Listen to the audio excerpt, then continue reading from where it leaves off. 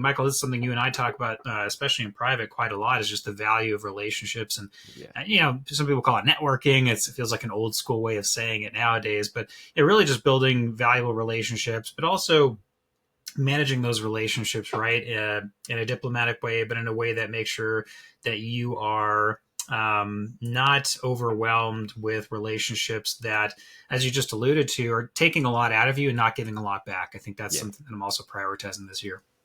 Amazing. Yeah, I think the relationship thing, we could do hours and hours on that. I think people just still undervalue relationships in a world where people just think, oh, if I just put out a good enough video, or if I run an ad, then I can just arbitrage needing to create relationships. I could just create thousands of small, minute relationships and hopefully suck value out of the market that way, rather than actually just building deep relationship. Guys, there's a term called nepotism. That's how most people get rich. Just play the game. Just be nice to people, create good relationships, deliver really good value, and you'll get more than you ever thought was possible or expect. It's really not that crazy.